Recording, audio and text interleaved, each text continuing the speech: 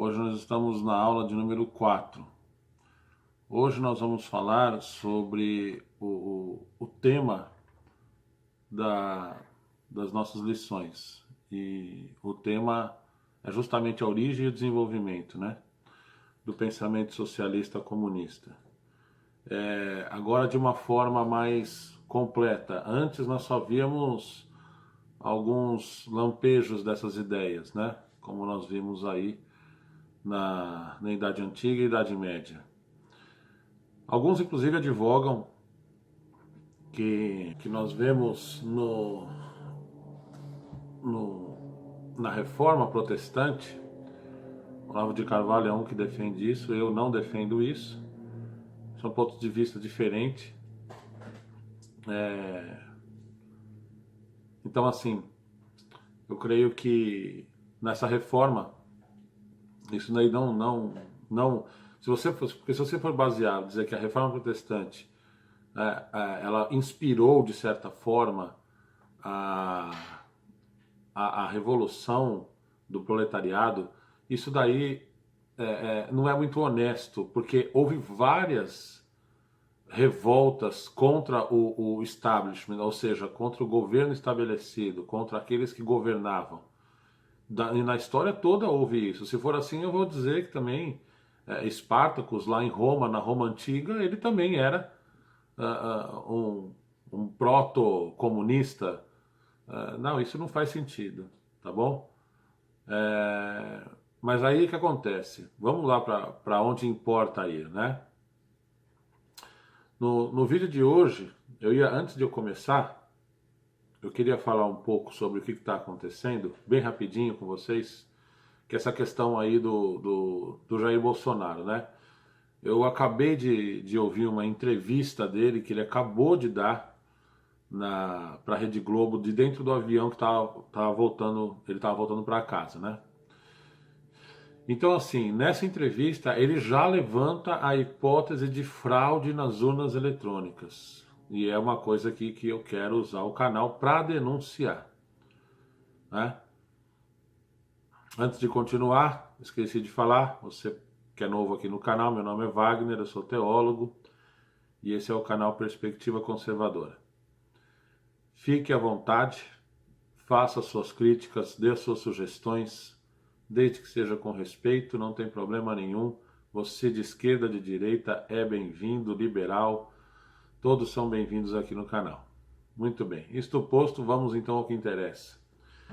O senhor Jair Messias Bolsonaro, principal candidato à eleição de presidência do Brasil, líder em todas as pesquisas sérias, não é? Todas as pesquisas sérias o colocam com larga margem de vantagem na disputa.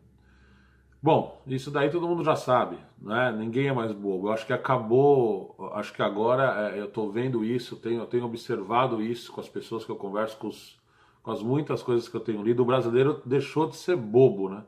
Ele deixou de ser, não é bobo, ele deixou de ser omisso, ele deixou de ser indiferente ao que está acontecendo na política. Por quê? Porque isso afeta diretamente na vida dele. Então não dá para ficar indiferente a essas coisas. Eu mesmo queria estar falando aqui sobre arte ou sobre teologia, né? Apesar que a teologia ela tem uma íntima relação com isso. E depois vocês vão saber por quê. O que importa dizer agora é que essa questão da fraude na urna eletrônica ela se dá pela ausência de transparência, na minha opinião. Não tem transparência. Depois que dá 5 horas, eles fecham aquelas urnas, vai para o caminhão, você não vê mais nada, você não tem acesso a coisa nenhuma. Isso para mim é ausência de transparência.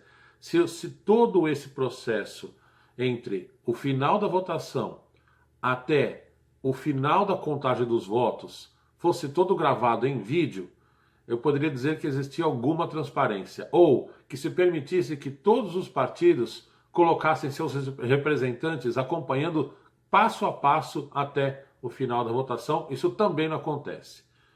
Então, para mim, é um processo ditatorial que já está estabelecido no Brasil E é uma pena, eu lamento muito que isso esteja acontecendo. Isso não é democrático, de democracia não tem nada, pelo contrário, isso tem a ver com tirania. Como disse Platão, né? Depois da democracia vem a tirania. E parece que ele estava prevendo o futuro, né? Então, o que acontece? Quem estabeleceu esse sistema todo aí foi a esquerda. Pense nisso. Não se esqueça disso. Quem estabeleceu essa forma de votação em que você, que está colocando a sua confiança lá na urna, o seu voto, que é uma coisa muito importante, você não tem acesso a coisa nenhuma. Por que não era como cédula? Por que não volta a cédula de papel? Porque isso é feito por várias nações do mundo, nações de primeiro mundo. Né? Por que ninguém adotou a urna eletrônica brasileira? Por quê? Entendeu? Então, parece que, como disse o general Lessa, numa entrevista que ele deu ontem também, parece que o Supremo Tribunal Federal quer acelerar o processo de intervenção militar novamente no Brasil, porque ele está passando dos limites naquilo que é decente, naquilo que é honesto para com o povo brasileiro. Bom, era isso que eu tinha para falar. Eu vou gravar rapidinho, eu também tenho que ir numa manifestação, que vai acontecer daqui a pouco, aqui na minha cidade. Vamos lá então. Hoje nós vamos falar, nós passamos daquele período da Idade Média, nós vamos falar um pouco daquele período entre 1780, que é quando começa a aparecer as primeiras ideias que geraram outras ideias, né? E tudo isso começa lá pelos idos de 1781, um pouco antes da Revolução Francesa, que começou em 1789. Então, em 1781, o que aconteceu? Um homem chamado Immanuel Kant, eu vou falar disso de forma bem simples. Eu quero ser mais didático, como diz a nossa amiga Paula Marisa, né? Vamos ser mais didáticos na hora de falar sobre esses assuntos de filosofia, principalmente. Simplifique. Eu quero que todos os que me ouvem entendam, né? Então eu não quero ficar aqui criando uma linguagem que você não tem acesso. Eu quero que todos entendam o que eu digo, mesmo se tratando de certos assuntos que são complexos, né? Muito bem. Immanuel Kant, um filósofo alemão, ele escreveu um livro chamado Crítica da Razão Pura. Depois ele escreve a Crítica da Razão Prática e depois a Crítica do Julgamento. São as suas três maiores obras. Ele escreveu muitos livros, muitos livros, mas esses três aí talvez seja a espinha dorsal do pensamento de Kant. Então ele dizia o que nesses livros, né? Que o homem só toma conhecimento, o ser humano só toma conhecimento da realidade quando ele pratica uma ação. E no agir, o homem é mais nobre. Talvez aí dessas ideias é que a Revolução Francesa tenha se inspirado para fazer o que fez. E falando já da Revolução Francesa, em 1789, quando começou tudo isso, né, é lógico, aconteceu uma coisa que já tinha acontecido na história algumas vezes, mas não da forma que aconteceu, com a amplitude que aconteceu na França naquele ano. Todos nós temos um limite, não é verdade? Então guarde bem isso na sua cabeça, o limite do sofrimento humano, não é? Então a França chegou no limite do sofrimento. A pobreza tinha atingido níveis assustadores. Enquanto isso, a corte, lá com o rei Luís XIV, se me fala a memória, isso também não tem muita importância. O que importa é que esse cidadão aí, o que importa são os fatos, o que aconteceu. E o que aconteceu é que ele abusou do poder, é por isso que se chama absolutismo, né? Esse período. O período aí da monarquia absolutista na França. Ele dava banquetes suntuosos, fez um palácio, o famoso palácio de Versalhes, suntuoso, maravilhoso, né, para ele. Então ele esbanjava dinheiro que vinha evidentemente dos tributos do povo. E lógico, o que você quer que aconteça? Evidentemente que aconteceu uma revolta, que vai acontecer uma revolução, isso é óbvio. Inclusive, nessa época aí, tinha aí uns dois partidos, vamos colocar assim, dois grupos, vamos colocar dessa forma, que eram mais ou menos os representantes, eram os representantes da sociedade, né? Apesar que tinha as fragmentações lá, mas que eram os jacobinos e os girondinos. E esses jacobinos e girondinos, eles eram as pessoas que mantinham as suas. Inclusive daí veio o termo direita e esquerda, né? Dizem alguns, né? Essa é a mais aceita, vamos colocar assim, né? É a tese mais aceita, né? De que daí surgiu a expressão direita e esquerda, porque um grupo se sentava à direita, o outro grupo se sentava à esquerda lá, como se fosse o parlamento, como se fosse o congresso de hoje, né? Só para você ter uma ideia aí do que eu estou falando, né? E então essa revolução que aconteceu de uma maneira intensa demais, de uma forma ampla demais, e que inspirou várias outras nações a fazer isso, tanto que em 1848, se não me falha a memória, acontece a Primavera dos Povos, que são várias revoluções que também acontecem em outros países ali da região, entendeu? Então, o que acontece? Lá na Revolução Francesa, as coisas foram muito intensas, muito coisas que nunca acharam que ia ser possível, como, por exemplo, a tomada da Bastilha, né? Que era um lugar usado como, ao mesmo tempo, estrategicamente como uma fortaleza onde se mantinha a ordem pública, porque afinal de contas a Bastilha era no alto dela existiam canhões, né? E também era um lugar onde ficavam presos, né? Era onde eram lançados lá nas masmorras lá aqueles que eram do desagrado do rei, vamos colocar assim, né? Bom, nessa época aí surgiram alguns nomes, né? Robespierre, que foi muito bem aceito no pensamento. Eu estou citando ele porque ele foi muito bem aceito no pensamento comunista, entendeu? E era um camarada assim que ele mais ou menos que ele pensava da seguinte forma: ele não tinha moral, ele achava que não importava os meios, né? Contanto que você atinja a sua finalidade, não importa de que maneira que você vai fazer, né? Se tiver que matar, se tiver que enganar, se tiver que trair, não importa.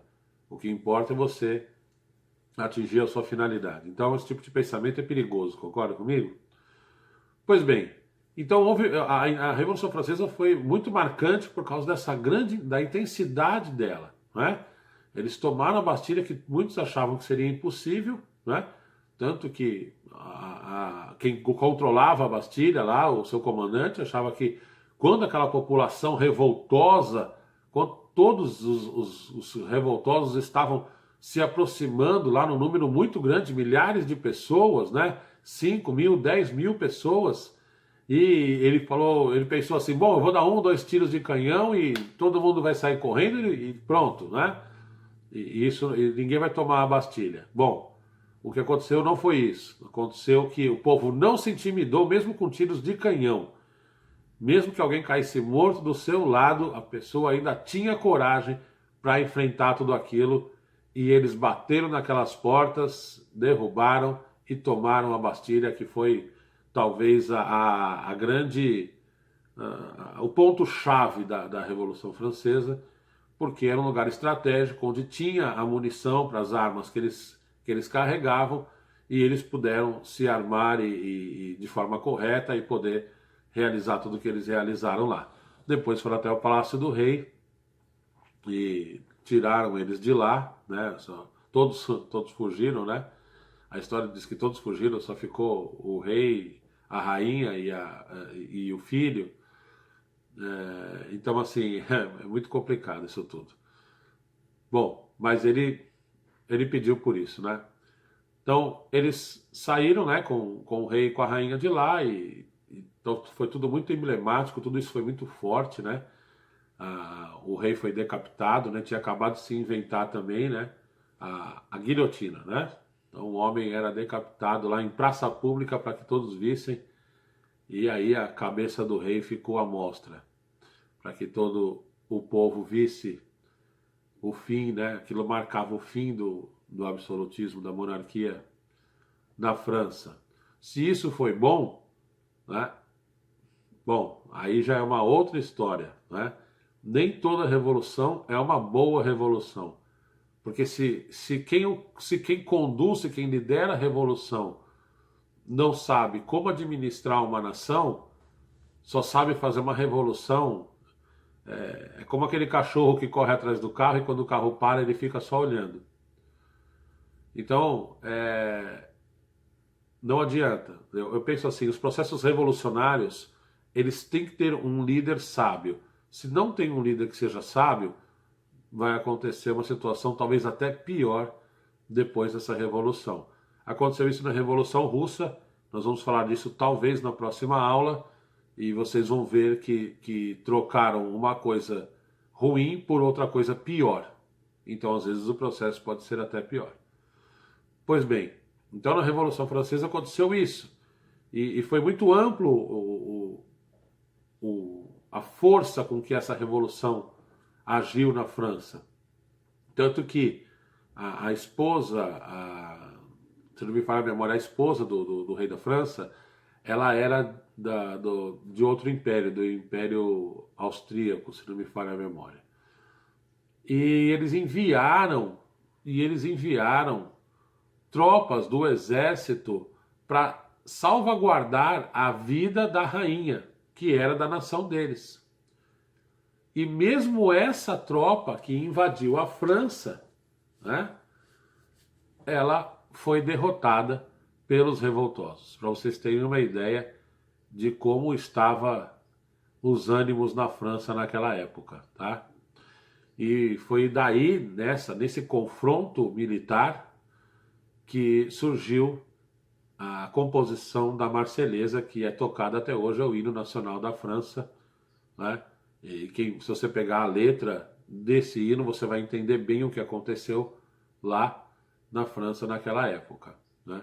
Interessante notar que tudo isso, todo esse processo foi observado por um jovem militar chamado Napoleão Bonaparte, tá? Só para que você saiba o que estava acontecendo, em que época estava acontecendo. E quando terminou a Revolução Francesa, já estava numa data muito próxima também, só para você encaixar as coisas aí na história, né? Mais ou menos aí, logo depois, alguns anos depois, a família real portuguesa, fugindo de Napoleão Bonaparte, veio para o Brasil, o que mudou também toda a história do nosso Brasil.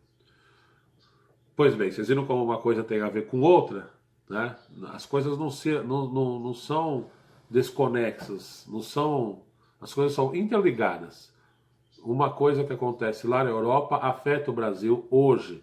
Se acontecer alguma coisa nos Estados Unidos, vai afetar o Brasil, entendeu? Se acontecer alguma coisa com países, principalmente os de fala portuguesa, né, na África, vai afetar, entendeu? Não de uma maneira muito grande, mas dependendo do que acontecer, muda completamente o panorama de um país. Pois bem, da Revolução Francesa, eu estou aqui com o meu famoso rascunho aqui, né? Vamos lá. Depois de Kant, né, eu falei que veio a Revolução Francesa, baseado naquele pensamento, lembra? De que o homem só tem contato com a realidade quando ele age. E nesse agir ele é mais nobre. Eu estou resumindo, evidentemente, ele fala muito mais coisas, mas é só para vocês terem uma ideia de como é isso. Eu quero falar mais acerca daquele que desenvolveu o pensamento socialista comunista, e nós vamos chegar já já. Depois de Kant e da Revolução Francesa veio um outro filósofo chamado Hegel. E Hegel, ele falou, tudo bem, o Kant estava certo, e tudo que o Kant falou aconteceu através de uma coisa chamada dialética, a dialética histórica. E toda a história da humanidade está baseada nisso, certo? Então Hegel é um personagem importante porque Karl Marx estudou ele a fundo e era uma espécie de seguidor de Hegel. Então a dialética histórica seria o quê? Esse nome dialética, né? Um nome meio confuso, vamos dizer, para quem não está acostumado com isso, né? Era o quê? Era que a pessoa, os seres humanos se relacionavam através da apresentação no campo das ideias, né, que depois virava algo real, né, de uma tese, que era a ideia, ou tese para mim no final é a mesma coisa, né, da ideia vem uma tese, então são praticamente a mesma coisa. Então você desenvolve uma tese, mas uma outra pessoa ela diz que a sua tese está incorreta e argumenta sobre isso, e dos dois pensamentos, daquilo que você pensou e da sua tese, né? E daquilo que foi contrário à sua tese, eles chamam do que foi contrário de antítese, né? E desses dois pensamentos se chega a uma conclusão que eles chamam de síntese. Então é somente isso, não é algo muito complexo. Tese, antítese e síntese. A minha ideia, a minha contra-ideia e a minha conclusão, ou o resultado, vamos colocar assim, de formas de pensar. Por que nós estamos falando tanto de formas de pensar, né? Porque, volto a repetir, é no campo das ideias que tudo acontece. O nosso mundo até hoje está sendo moldado por causa disso daqui que nós estamos tratando. Então veja que não é pouco importante, tá bom? Muito importante o que está acontecendo. Depois teve um outro filósofo chamado Ludwig Feuerbach. Ele criou a teoria da alienação. E aí ele trata do assunto Deus, né? Ele diz que o homem criou Deus como forma de aliviar os seus temores sobre o futuro. Esse era o pensamento dele, e esse pensamento ele culminou naquilo que nós vamos tratar agora, que é o filósofo alemão Karl Marx, tá? Karl Marx admirava esse pensamento aí que eu falei antes, e foi por causa desse pensamento e do que ele leu acerca desses pensadores que ele escreveu as suas obras. Tem que entender que a vida de Karl Marx ela foi dividida em algumas fases, né? Nos primeiros 10 anos, ele escreveu e trabalhou como filósofo, né? Então, ele estava formulando todo o seu pensamento através da filosofia com qual ele foi influenciado. Uma coisa que tem que ficar claro desde o começo sobre a vida de Karl Marx é que ele desde o princípio, dizem que até desde a infância, ele queria destronar a Deus. Isso tem que ficar claro. Para que você entenda por que uma pessoa agiu de tal forma, precisa primeiro entender as suas motivações. Então, qual era a motivação dele? Por que ele escreveu tudo que ele escreveu daquele jeito?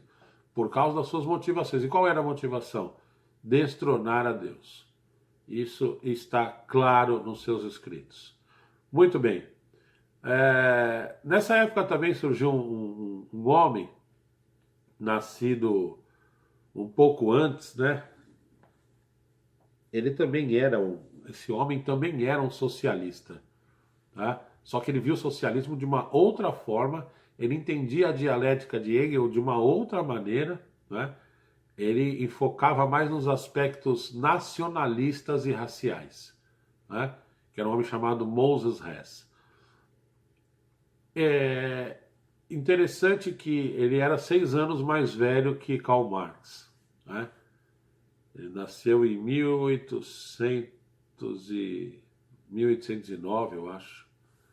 E Marx foi em 1815. Se não me falha a memória, foi isso. E esse Moses Hess teve, além de ter escrito sobre esse assunto de socialismo, tá vendo que ele escreveu isso, e eu creio, eu não sei se houve, a história não conta exatamente como foi esse processo, mas talvez alguma coisa que Moses Hess escreveu tenha influenciado, eu acredito que sim, a Karl Marx, tá? E foi esse Moses Hess que também apresentou para o Karl Marx o Engels, que se tornaria o parceiro de Marx pelo resto de sua vida. Muito bem. Então, Karl Marx sempre teve essa motivação. Fique isso bem claro na sua cabeça. Nos 10 anos primeiros da vida dele, ele se dedicou à filosofia e a entender a dialética histórica, né? Essa coisa de a minha tese, né? A minha teoria, a minha contra-teoria, a minha antítese e a minha finalidade, minha conclusão, né? A minha finalização de pensamento, que é a síntese, que forma essa dialética histórica. Ele dizia, Karl Marx já enfatizava a dialética, você vê, cada um pensando de uma maneira, né? O Moses Hess falando de nacionalismo essa coisa racial, né? Vamos colocar assim, né? Que existe esses aspectos que ele dizia que a dialética se desenvolveu em cima de uma ideia racial e nacionalista. Bom, mas tudo bem. Karl Marx, que é o que importa aqui, ele já foi para um outro lado. Ele dizia que a questão da dialética era uma questão social, era uma questão de luta de classes. Bom, e isso muda tudo. Mas na realidade, quando você começa a entender a forma de Karl Marx pensar, principalmente baseado na motivação que ele teve, você começa a perceber que de tudo o que ele escreve lá, de luta de classes, a revolução do proletariado, né? A revolução daquele que trabalha nas fábricas, né? Engraçado que ele que criou essa coisa aí chamada capitalismo, né? Um homem comunista escreve sobre o capital, né? Porque depois dos 10 anos daquele período de filósofo, ele começou a ler muita coisa sobre economia, e aí quando ele começa esse período diferente nos seus escritos e começa a tratar mais de economia, e ele escreve aí vários outros livros, o principal todos conhecem aí, o Capital, né? Uma obra muito grande de ler e que na realidade foi refutada, né? Principalmente pelos economistas austríacos, né? Isso daí ficou bem claro. Eles refutaram e fizeram uma refutação. O Karl Marx ele defendia uma coisa que era chamado valor do valor do trabalho. Ele entendia que era o real valor de alguma coisa estava no valor do trabalho de quem fez aquela coisa, né? Até porque, lógico, aquela coisa não existiria se não fosse alguém que trabalhasse naquilo lá. Mas se eu pegar isso aqui, uma caneta, né? Ela tem um valor, mas esse valor não é definido pelo valor do trabalho. Isso aqui é definido pelo valor que alguém dá a isso aqui, pelo comprador. E daí é por isso que não tem como, não faz sentido nenhum, não tem lógica, né? Esse pensamento de Marx de colocar o valor de alguma coisa no valor trabalho. Eu entendo essa questão da existência de algo sem que alguém tenha trabalhado, evidentemente, é lógico. Mas mesmo que eu tenha me esforçado muito, né? Teve um pensador que falou algo muito importante, ele falou assim, ele deu um exemplo prático. Por exemplo, eu não sou pintor, né?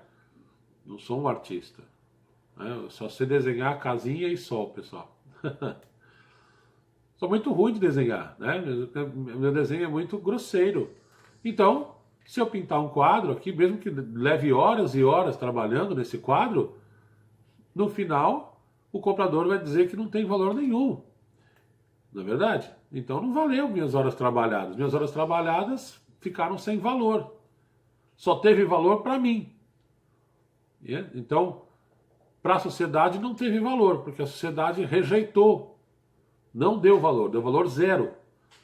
Vocês estão entendendo como é que funciona isso, esse pensamento de Marx e a sua refutação? Né? Então, eu só estou colocando aqui o que escreveram, tá, pessoal? Talvez alguém aí queira me atacar e tal, falar que eu não sei nada sobre Karl Marx, mas será que eu não sei mesmo? Ou vamos dizer que os livros não sabem, então? Vamos dizer que os jornais não sabem? Vamos dizer que tudo que ele escreveu não sabe? Né? Então vamos deixar que quem estava lá na época e viveu com ele fale, não eu. Né? Só vou falar aqui o que a história contou sobre ele. Né? Todo mundo sabe que ele teve problemas muito sérios na sua família. Né? Ele foi casado com uma mulher que deu vários filhos para ele e tudo. Ele teve alguns problemas com os filhos. Teve uma das filhas, se não me falha a memória, acho que foi filha mesmo. Ela chegou até a se suicidar. Então, assim, ele foi um homem. Muita gente fala que ele foi um vagabundo, né? Um cara que não queria trabalhar e tal. E que ele precisava sustentar a família e que ele não devia ficar só escrevendo livros. Nessa época, quem segurava lá a onda, né? Segundo a história, né? Quem ajudava ele financeiramente era o Engels, que era o amigo dele. Nessa época também, ele dizia que, por causa do pensamento dele, que muitos adotaram, talvez alguns tenham adotado o pensamento marxista por conta da revolução, não por conta do que ele escreveu de maneira, vamos colocar assim, por causa da ciência econômica de Marx. Eu creio que muito mais as pessoas insatisfeitas com alguma coisa, né, seja lá o que for, pegou essa ideia aí de revolução, se focou na ideia revolução, e talvez os marxistas, talvez não, foram, né? Os marxistas foram muito pior que Karl Marx, né?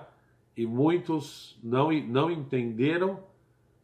Eu entendo quando um comunista, um socialista fala para mim que o socialismo foi, o que Marx escreveu, o marxismo foi deturpado. Tudo bem, pode até ter sido deturpado, mas o fato é que todas as pessoas que vieram, e nós vamos falar disso na próxima aula, após o marxismo, adotaram uma estratégia, uma política totalmente desumana. Entendeu? Então, e a desculpa naquela época também era essa. Todas as vezes que chegava um novo governante, ele dizia, não, eu vou fazer direito, eu vou fazer como ele escreveu, porque o outro deturpou. Então, eu tenho até medo dessa ideia de falar que Marx foi deturpado. Muito bem, só para alguns fatos aí sobre Marx ainda, né? Ele criou essa questão da luta de classes, a revolução do proletariado, falou sobre o valor do trabalho, falou sobre uma coisa chamada mais-valia. Eu vou deixar alguns livros na descrição para que você se aprofunde mais sobre isso e entenda como funciona esse pensamento no meio acadêmico, entendeu, pessoal? Eu não estou falando disso, eu não estou tratando disso nas questões de maneira, do ponto de vista prático, tá entendendo?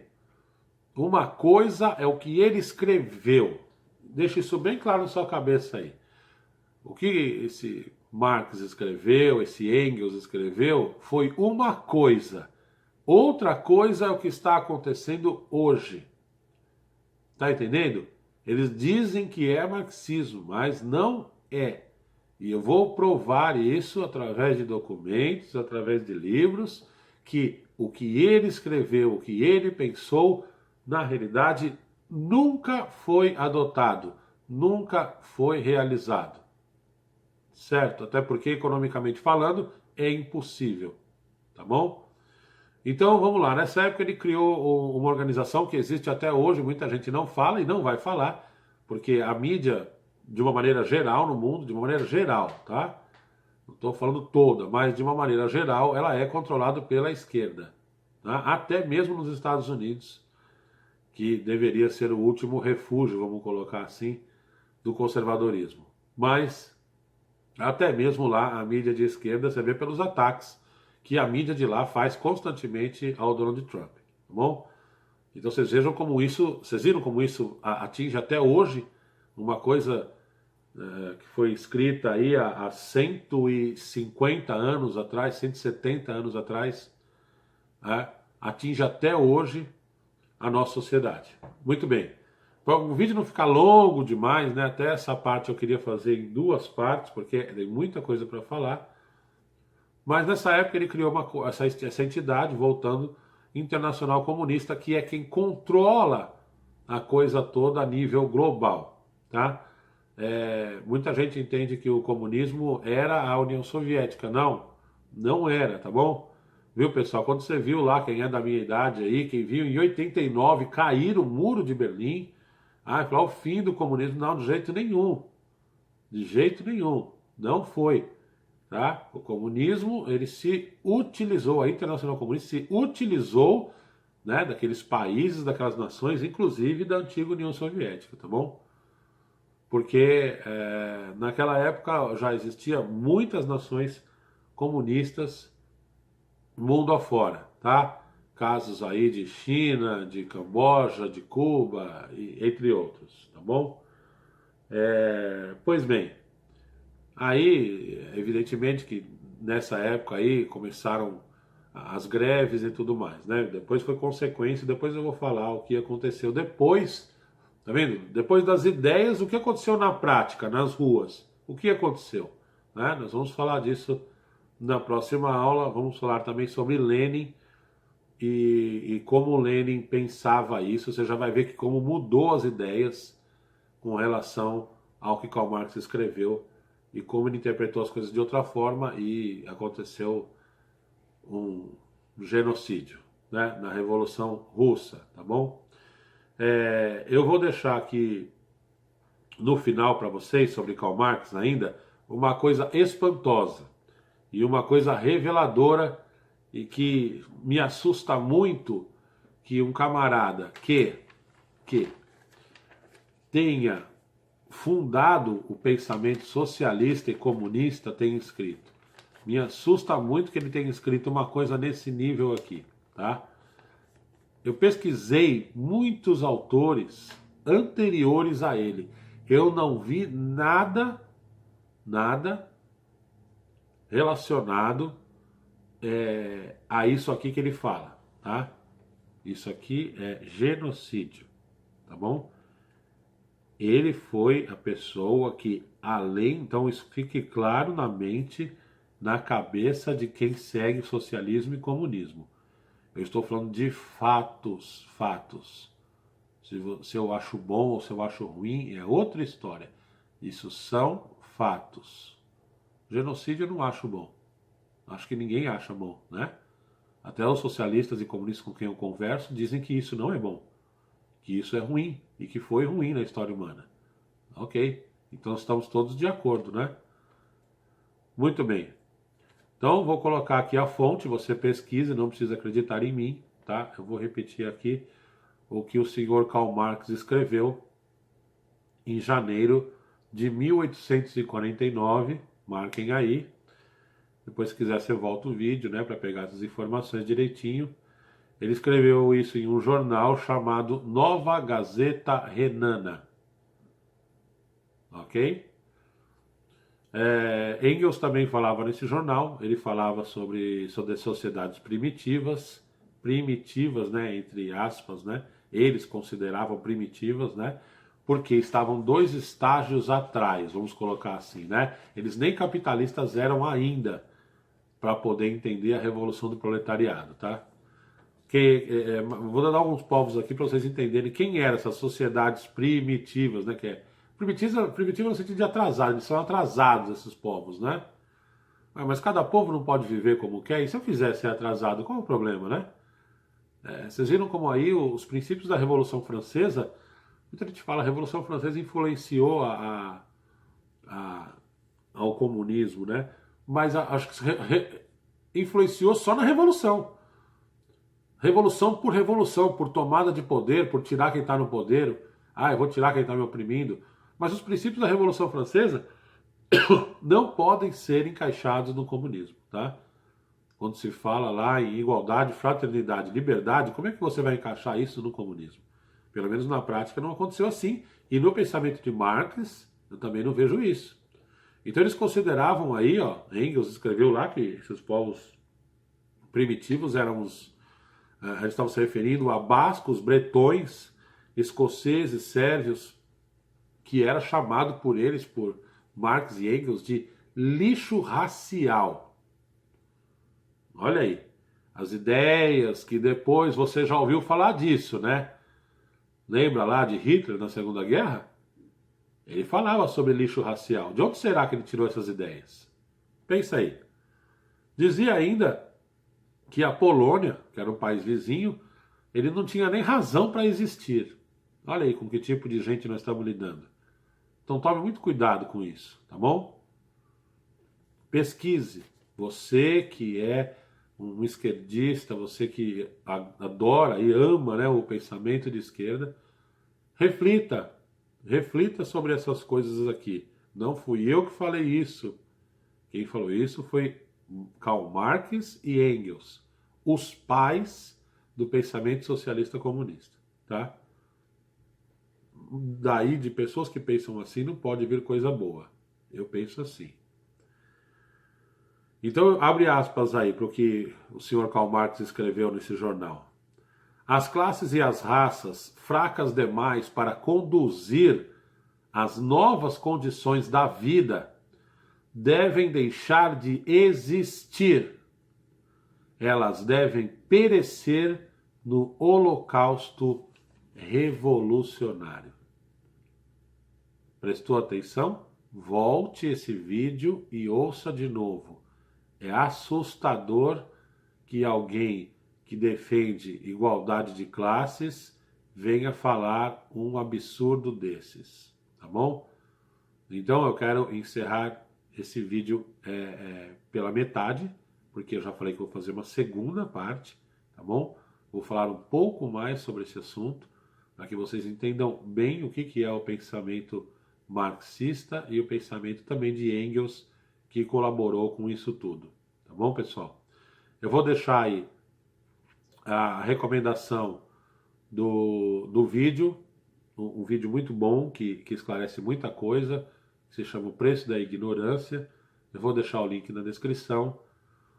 Ele foi publicado por alguns canais, o Nando Moura foi um dos que publicou, e eu vou colocar a indicação aqui, vou colocar a indicação de alguns livros para que você se aprofunde e esclareça mais, né, esses assuntos. Eu vou colocar também a fonte da onde eu tirei essas coisas, essa citação, tá bom? Para que você não fique falando que eu inventei, etc, tá bom? Então eu vou deixar, você vai ver aí durante o vídeo, eu esqueci de falar, algumas imagens que vão ser inseridas durante as minhas falas, tá bom? Eu vou colocar aí o rosto aí desses pensadores, um pouco da imagem da Revolução Francesa, para que ilustre, vai ficar, então não vai ficar, eu não gosto de fazer uma aula só eu falando, acho que é meio chato, meio monótono, né? Então vai ter as ilustrações, vai ter as pinturas, as fotos, né? Para que você veja o que foi aquela época e como tudo aquilo influenciou no mundo que nós temos hoje, tá bom? Desculpa aí pelo tamanho do vídeo, eu sei que ficou longo, né? Mas era importante falar sobre essas questões, tá bom? Tem outras coisas importantes sobre esse pensamento socialista comunista que nós vamos tratar na próxima aula, tá bom? Tem aí o link do Facebook, tá? Curtida lá, tem o Apoia-se, tem se você puder ajudar o canal, ajude o canal. Eu estou numa fase aí de mudanças aí, eu quero melhorar mais. Eu estou vendo a possibilidade aqui com meu filho, que é o editor, de fazer uma abertura para o canal, né? Fazer uma coisa mais bacana, fazer uma coisa melhor. Então eu quero melhorar cada vez mais o canal, para que o canal se transforme num veículo de informação fidedigna, né? Hoje, com tanta desonestidade aí nas nossas mídias, né? É necessário que as pessoas tenham um refúgio aonde elas possam se orientar, vamos colocar assim, para saber como agir, tá bom? Por isso que eu falei já daquela questão do Bolsonaro no começo, para que vocês fiquem atentos ao que está acontecendo aí, tá bom? Eu creio que o povo brasileiro tem que se juntar, tem que se unir para que se manifeste, evidentemente que de maneira pacífica, mas ele tem que se manifestar. Calado ele não pode ficar. O povo brasileiro tem que falar, não se cale. Se juntem, se unam, se organizem. Tá tendo manifestação hoje, mas isso daí tem que se transformar em assinaturas, em uma petição junto ao Congresso Nacional. Isso tudo é importantíssimo nesse processo aí para se estabelecer uma democracia de verdade, que nós estamos perdendo ela. Tá bom? Então, um abraço, até o próximo vídeo. Fiquem com Deus. Tchau.